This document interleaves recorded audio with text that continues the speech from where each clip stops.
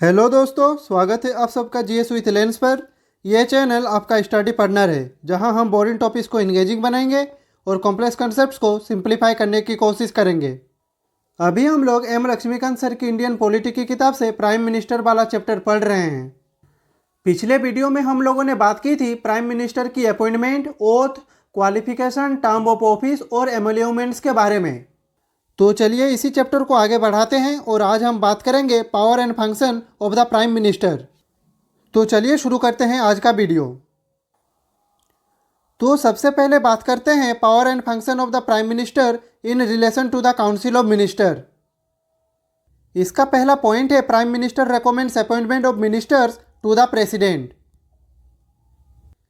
यानी कि prime minister president को रेकमेंड करते हैं कि कौन मिनिस्टर्स बने। हमारे देश में प्रेसिडेंट सिर्फ उन्हीं लोगों को मिनिस्टर बना सकते हैं जिनको प्राइम मिनिस्टर रेकमेंड करे।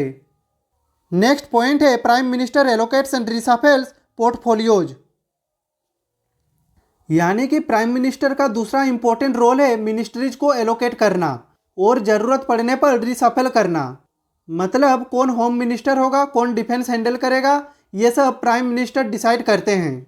नेक्स्ट है PM can ask a minister to resign और advise the president to dismiss them.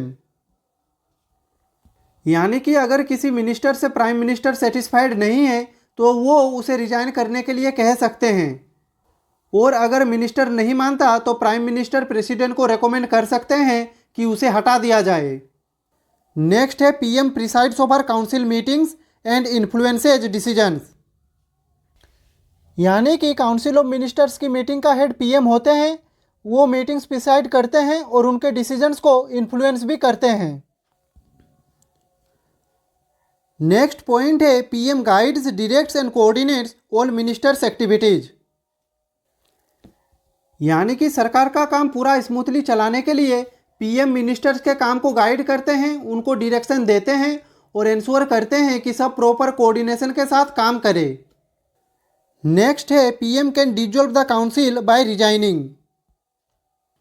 यानी कि अगर पीएम रिजाइन कर देते हैं तो पूरा council of ministers automatically dissolve हो जाता है। ये इसलिए होता है क्योंकि काउंसिल का पूरा स्ट्रक्चर पीएम के लीडरशिप पर डिपेंडेंट होता है। तो दोस्तों ये थे प्राइम मिनिस्टर के powers and functions council of ministers के कॉन्टेक्स्ट में। तो चलिए अब चलते हैं हमारे नेक्स्ट स्लाइड पे। तो इस स्लाइड में हम बात करेंगे power and function of PM in relation to the president. एक इम्पोर्टेंट बात दोस्तों, अगर आपको पीडीएफ से रिलेटेड कुछ भी जानकारी चाहिए तो आप डिस्क्रिप्शन में जा सकते हैं। तो इसका पहला पॉइंट है PM acts as principal channel of communication between the president and ministers. यानी कि पीएम प्रेसिडेंट और काउंसिल ऑफ मिनिस्टर्स के बीच मेन कम्युनिकेटर होते हैं। जो भी सरकारी डिसीजंस होते हैं उनको प्रेसिडेंट तक पहुंचाने का काम पीएम का होता है। नेक्स्ट पॉइंट है PM communicates council decisions and legislative proposals to the president. तो देखिए, अगर कैबिनेट कोई नया लॉ बनाने का प्रपोजल भेजना चाहती है या कोई बड़ा डिसीजन लेती है तो वो डायरेक्ट प्रेसिडेंट तक नहीं जाते। सबसे पहले प्राइम मिनिस्टर उसको प्रेसिडेंट के पास ले जाते हैं और उस पर उनकी सहमति लेते हैं। यानी कि according to our constitution cabinet किसी भी नए कानून का प्रपोजल या कोई बड़ा फैसला सीधा राष्ट्रपति के पास भेज नहीं सकती। ये काम प्रधानमंत्री के जरिए होता है। इसका नेक्स्ट पॉइंट है PM provides necessary information to the president. यानी कि अगर प्रेसिडेंट को देश की गवर्नेंस या किसी भी पॉलिसी के बारे में इंफॉर्मेशन चाहिए तो उनको ये सारी जानकारी प्राइम मिनिस्टर देते हैं। इसका मतलब है कि प्राइम मिनिस्टर सिर्फ डिसीजन कम्युनिकेट नहीं करते बल्कि प्रेसिडेंट को वेल इन्फॉर्म भी रखते हैं। नेक्स्ट पॉइंट है PM submits matters for council reconsideration if required by the president. तो देखिए, कभी कभी ऐसा होता है कि कोई मैटर काउंसिल ने डिसाइड कर दिया होता है लेकिन प्रेसिडेंट चाहते हैं कि उसको दोबारा देखा जाए। ऐसे केसेज में पीएम इंश्योर करते हैं कि वो मैटर दोबारा काउंसिल ऑफ मिनिस्टर्स के सामने लाया जाए और रिकॉन्सिडर किया जाए। नेक्स्ट है पीएम एडवाइसेज ऑन की ऑफिशियल अपॉइंटमेंट्स।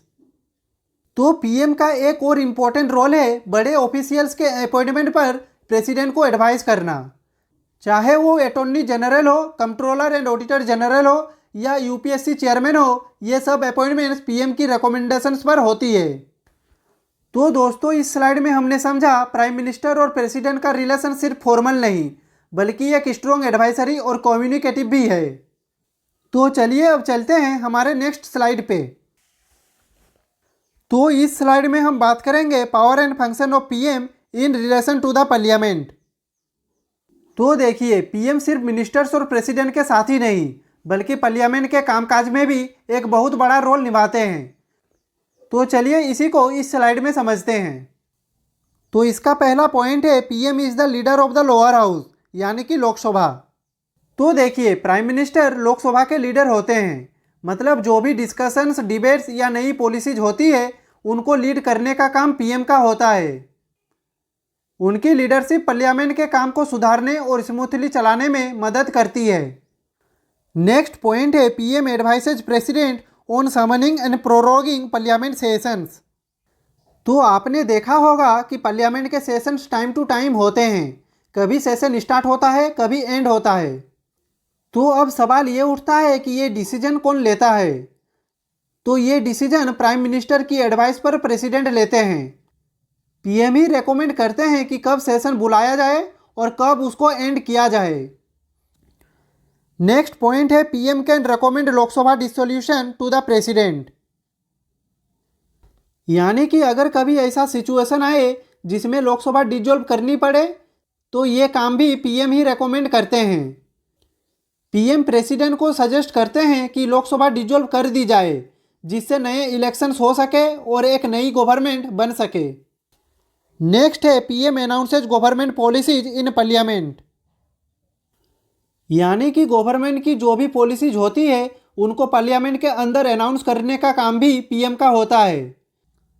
जो नए कानून या स्कीम्स गवर्नमेंट ला रही है उसको पार्लियामेंट के सामने ऑफिशियली पेश करने की जिम्मेदारी भी उन्हीं की होती है। तो दोस्तों इस स्लाइड में हमने समझा पीएम सिर्फ एक पॉलिटिकल लीडर नहीं बल्कि पार्लियामेंट्री फंक्शनिंग का एक इंटीग्रल पार्ट भी है।